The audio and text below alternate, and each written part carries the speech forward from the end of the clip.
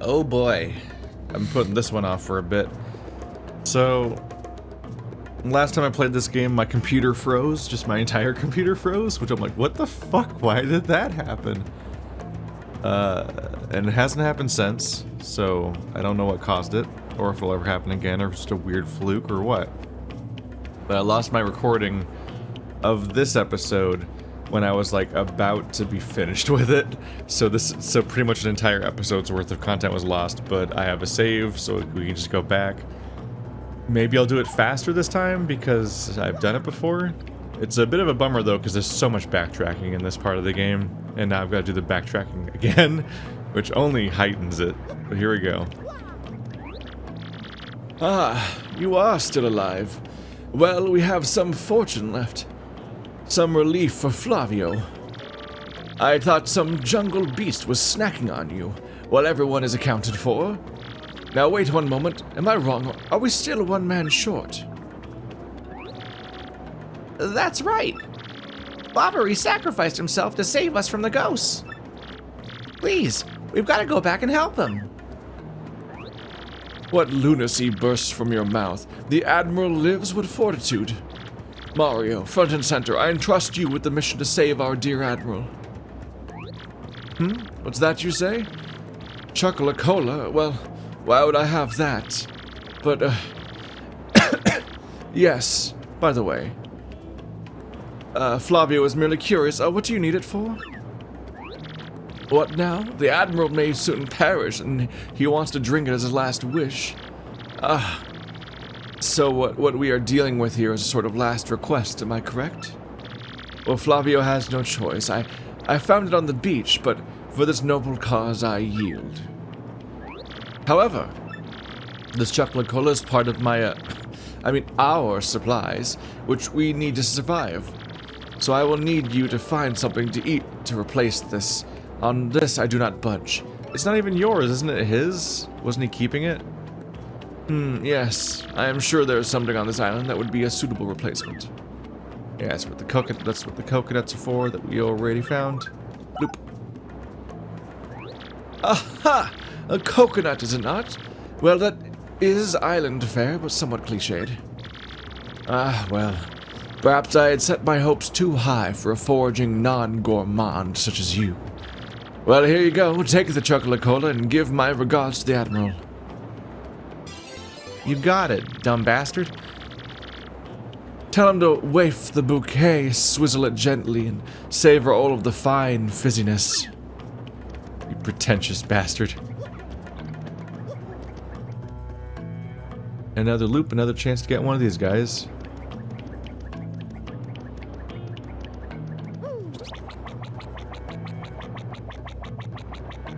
Hello. I'm a bad person. Hello, thank you for free healing. I think the character basically exists to help you out because you're trapped here. So it's like if you're out of money and resources, then you're really in trouble, potentially. What are you gonna do? So yeah, at this point, I was ranting about the fact that I was just realizing, oh, okay. Fans of the game will are here and there are like, oh yeah, this one chapter is the one with a lot of backtracking, and I'm starting to think they're lying. Because they've said it about, different people have said that about different chapters, but I'm starting to think like, that's every chapter, bro. That's just what this game is. It's a backtracking fiend.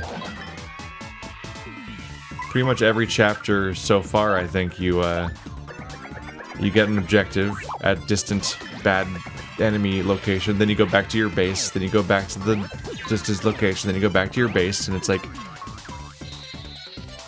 nope, not my FIP. And it's pretty much how it do, basically. At this point, I'm starting to think that, oh, is it coming? Hey, got it. At this point, I'm thinking that chapters where you, don't backtrack constantly are the exception, as opposed to the backtracking ones being the exception.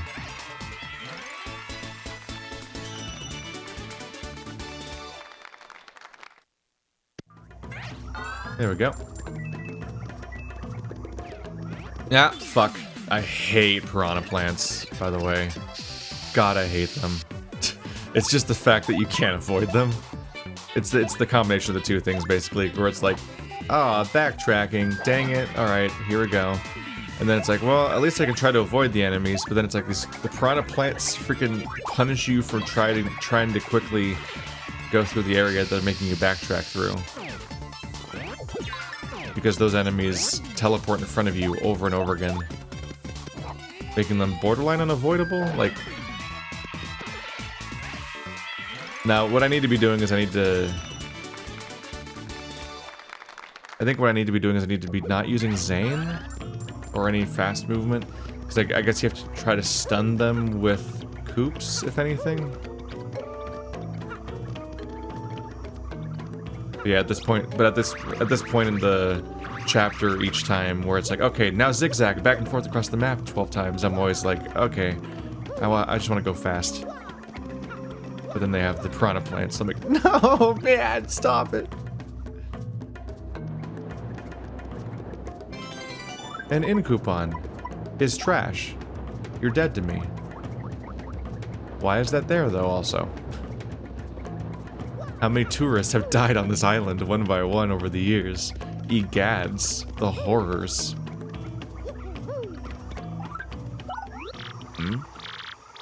Ah, that distinctive bouquet. You've brought it. Gulp slurp. This glorious flavor, dear boy, it awakens the mouth. So the sea was generous enough to deliver me this one last grace, eh? I have nothing left in this world now. Thank you for granting my last wish. Now I shall be reunited with my dear Scarlet. Farewell, Captain Mario. Oh yeah? What? Yabbity, yeah, pirates. Where are the pirates? Not quite with it yet, huh? What now? Oh, Mario, old boy, it's you. You have adventures in the afterlife as well. Capital. Hey, you're still alive, you nutcase. Yes, well, really. This isn't a tropical paradise for fallen sailors. Oh, right. Now I recall. Mario, old boy, we still have work to do. You'd better take me with you, I should say. I'm sure my sea legs and explosive personality will be rather useful, eh? Bobbery joins the party. At this point, people have pointed out. At this point, I was still surprised that another guy joined the party. I'm like, wow, quick. Partly because the ghost joined our party like at the end of last chapter, and he's joining us near the beginning of the chapter, so it feels really quick. You're like, oh shit. But at this point, people have been pointing out that like, I think the last game had like 8 party members. I just don't remember them. I wish I remembered them, but well, that goes back to my issue with party members in Paper Mario games a little bit. Alright, so you get a bomb. There he goes.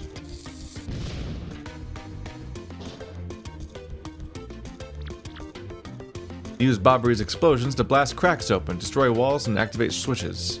You can even throw them above you. And then you can detonate on people during combat.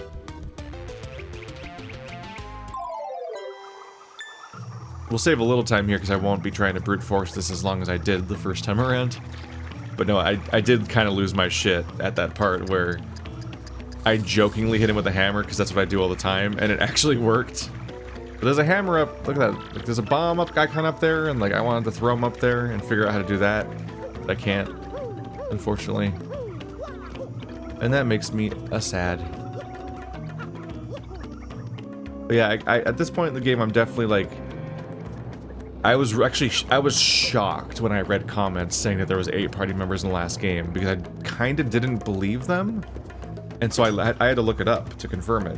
And like, that's weird, right? But it's just because unfortunately the party members aren't super memorable. There's 2 issues. One, they just don't do much. They have a chapter where they're introduced, and then they kind of stop being characters for most of the game. That seems to be how the franchise handles party members. And the other is that they're the same creature types over and over again, so it's like, oh, this time you get another Koopa and another Goomba. I definitely tried to figure out how to get this. But you can't throw them onto the block from here, And if I fly over there as Zane and hold him on my head, he also doesn't blow up the block. So I think there's no way... I don't think you can do that. So I'll go ahead and skip the 5 minutes of me trying to do that this time. I definitely wish the party members had more to say, just in general. And to each other. And they had, like, personalities that would, like, clash with each other and, like, dynamics of some sort. It'd be really nice.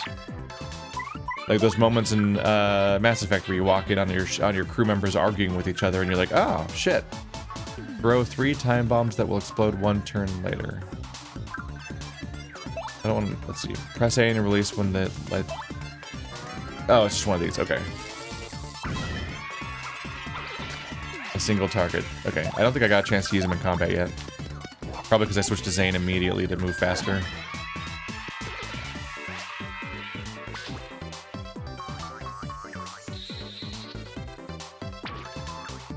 I definitely find myself wanting to see, like, more internal drama and interpersonal drama between the characters and, like, character arcs and so on. It's hard for me to tell you what the motivation is for most of the party members in my party right now, if I'm being honest. The most interesting characters are probably Coops and the Ghost. A slow heal. Ah, fuck. Because Coops is obviously trying to prove himself to people back home, so he's got like a hero's journey to go on. But like this pirate guy, he's just kind of here. He's in my party because he exists basically, and I gave him a soda, and it turns out he's not dead, so I guess he'll go on my adventure, and we'll see. But it might never come up again, and you're like, ah, fuck. I want more. I want more story. Ah, it is Bobbery. Welcome back to you. Do you know how worried we were? My stomach has been most upset. I must worry about everyone here, but who worries for Flavio? No one. Do you know how hard that is for me, to sit here in safety and worry so much? I do not know what is out there, waiting to lurch and snack upon me. We do not even know how to get home for the sake of the blue, briny sea. But no more yelling. Now is the time to pull together and work as a team. Flavio, old boy, I must say, you talk rather too much. Such insolence! I growl at you like an angry jungle beast. I ought to... So in any case, Mario... I love that he just talks over him. He's like, whatever, I'm over this. About that crystal star you spoke of earlier. There was a rather odd rock in the far east of the jungle with a skull carved into it. Call it an old sea bomb's intuition, but that skull rock seems suspicious. Hey, Bobbery, you wanna know what really smells suspicious? Sounds like a farting noise. Oh, it smells like low tide. But seriously, you may be onto something with that skull rock. I say it's where the treasure is. Well, anyone could figure that out, you mutinous joker. I mean, how obvious. I was already saying in my head that the treasure is certainly behind that rock. And as such, I will continue the noble duty of protecting this camp from invasion.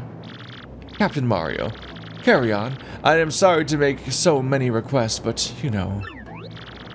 Flavio, you old cash gripper.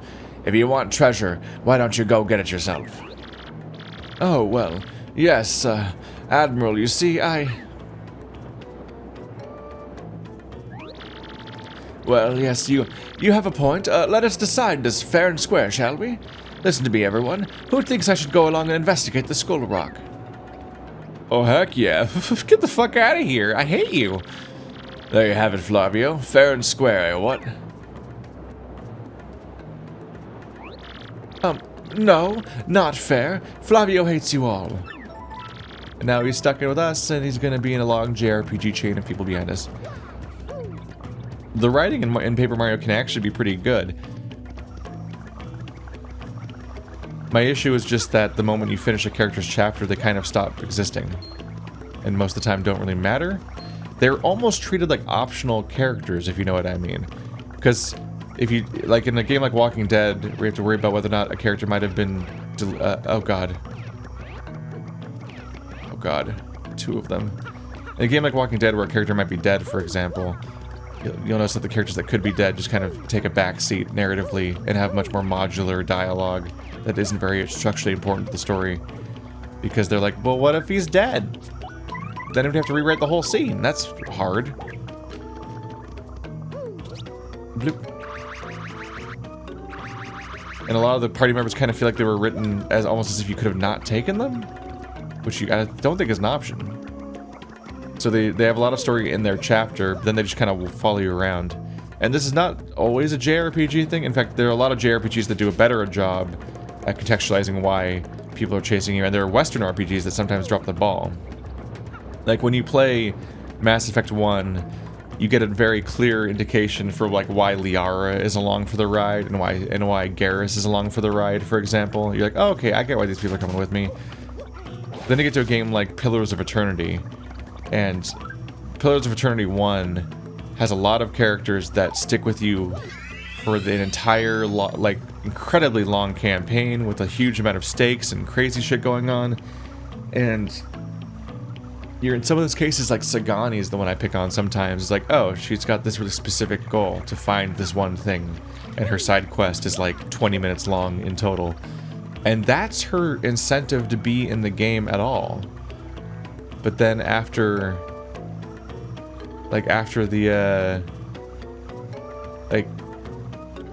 then she's just along for the entire Save the World plot. And like, it's like, wait, what's her motivation here? Like, I can't really actually say why she's along for the ride for this long. Ah, now what is all this? A dead end, taunting Floppy with its dead-endedness. But, I think this is the Skull Rock Bobbery blabbed about. Well, it positively reeks of ancient secrets, yes. Let us plunge into this puzzle. Here's a fun detail I noticed last time too.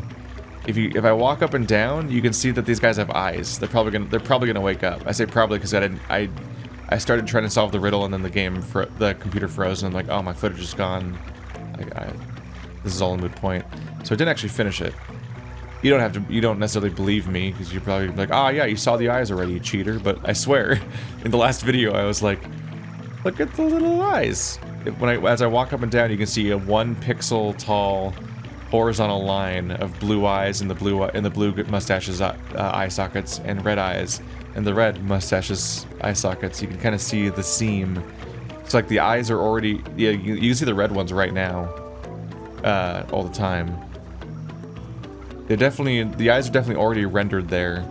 They're just like squished into like a horizontal line that's supposed to be so small you can't see it on like an old CRT. Because I think that's the goal. Anyway, we just had to backtrack to the same zone 3 times this episode. Ah! Skull Captain casts his gaze. Red Jewel shines and plays. Boom Bassa Boom Festival. The Stash Brothers, festive friends, 3 times Red Stash lands on his end. Blue Stash's belly 4 times his whack, so let's hear those fireworks go boom. At the Boom Bassa Boom Festival. I'm just singing a while at a time. It's not like Flavio's scared or anything. But do you know something? I have never been able to know the song's meaning. Okay, it's still working this time. Last time I walked away from him, then looked at my preview capture and was like, oh, it stopped recording. Oh, my whole computer's not working. Oh, so this is all new to me now.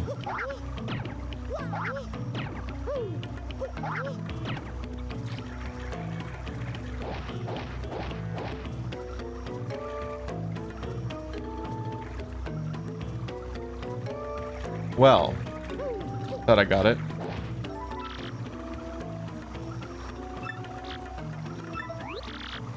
Hey Gonzalez, doesn't Flavio have a gem that might fit in that eye hole? Gimme.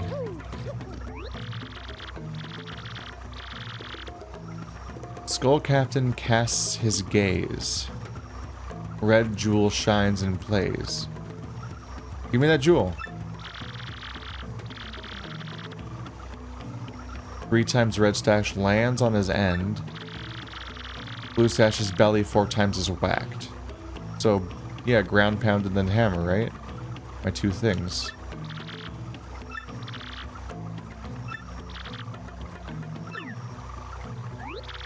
What is it you ask of me? You want Flavio to lend you something, is that correct? Now, what could I possibly have that you would need with such anxiousness? Chocolacola. What? You want me to lend you the skull gem? You really, really need it? This is the heirloom of the House Flavio, you know. It's not, is it? But I suppose it is all right, because I am Flavio, he of such ludicrous wealth. You're not supposed to view heirlooms as wealth, necessarily. It's supposed to be emotionally important to you and your family and its legacy. But you stole it, didn't you?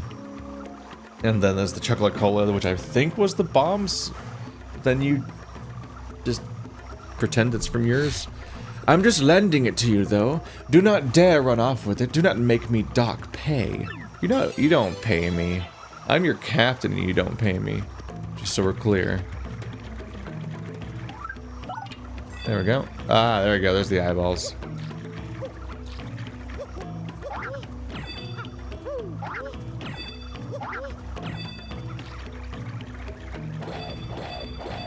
Wow, wow, wow, wow.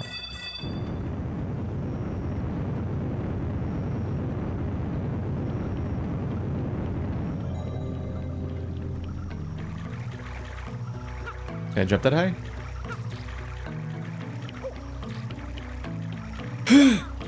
Oh yeah, no, it's that's why there's a bomb sign. Oops. Meant to hold it.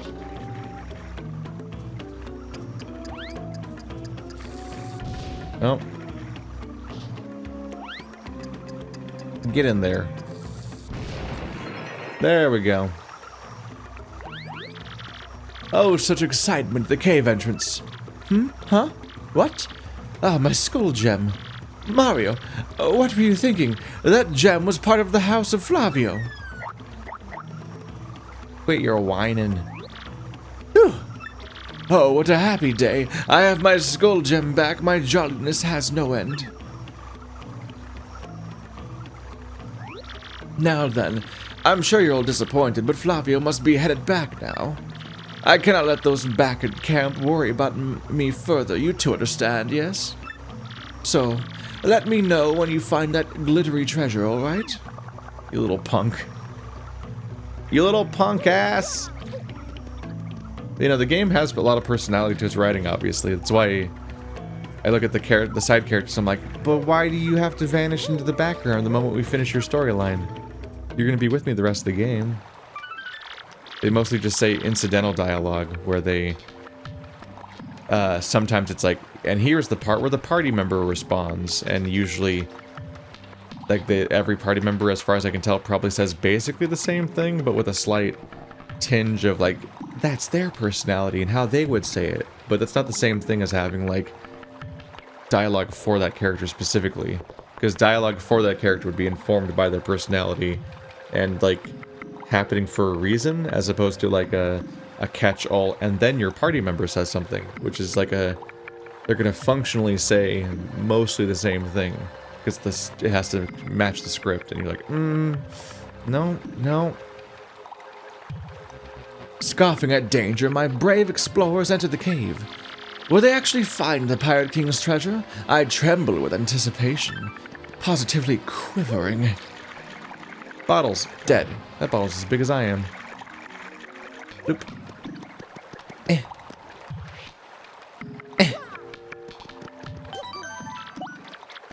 Can I get over there? Let's see. Get out of here, Zane. You zany scamp, you. Okay, but fuck. Nope, that's in the way there. Nope, not you.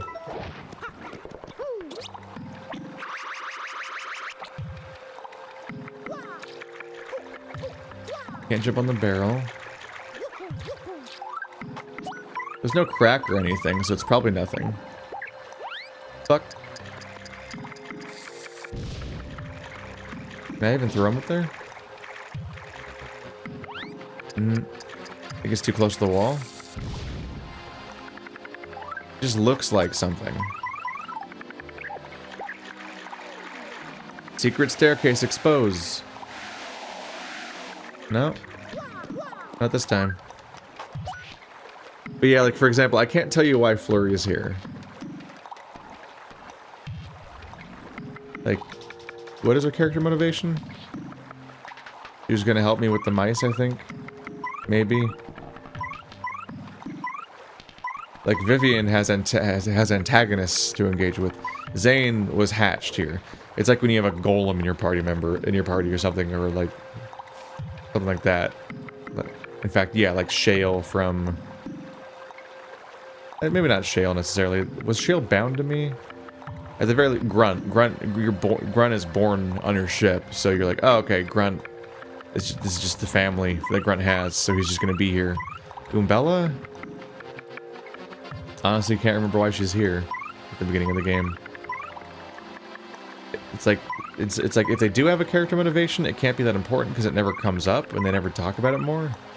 I remember his big prove himself with an adventure goal, which is like generic, but it explains why he's here at least. We'll see if Bobbery explains why he sticks with the party later. But yeah, Vivian has clear motivation because she's found her like a better family than the abusive one she was in, and now she's gonna stand up to them and so on. Flurry exists. I can't tell you why she's here. I just can't. I'm paying full attention. I don't have a perfect memory of everything, but I am paying attention at least. Ooh. Whee! What can go wrong? Nope. No consequences. We're good. Okay. Whoop. Somebody already did the grunt work of giving us an exit. Themselves an exit. Hi. Die. Do you get burned for coming near them at all? Nope. You probably just don't want to jump on them. Well, good. Nope. No, no, no. No. I just want to start a flame in your heart. Hey, one shot. The power scaling is an interesting question in this game. Because they give you party members that have to be competitive with everybody else, but everybody else is upgraded. So then they must get even more powerful when they're upgraded again, right? So like... Ow. How do I... Oop.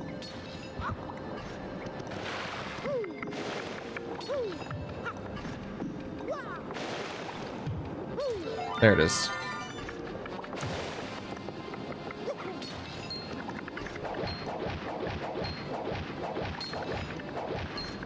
I guess that's part of why they are really stingy with actual upgrades to how strong you are.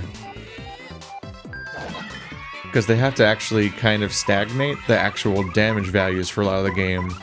Otherwise, the inevitably late game characters would be more strong than early game characters. It's just like inevitable. Because right now everybody has a starting power level and then an upgraded power level, and the early game characters can be upgraded before you even meet the late game characters. So if the game works the way that a lot of games work with power scaling, then all of the early game characters would be pointless. So they have to be really careful. What? Uh-oh. God, I wasn't ready for that. I guess I'm gonna blow myself up now. Shit.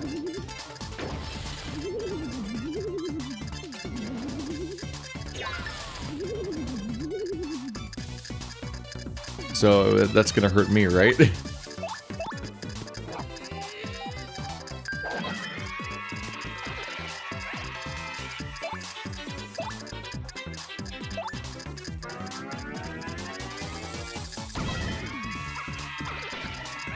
Is it gonna blow up now? Oh! Ah! I'm super dodgeball advanced, like sneakiness. It didn't even kill. Oh, they both hit him. Cool. Okay, at least there's that.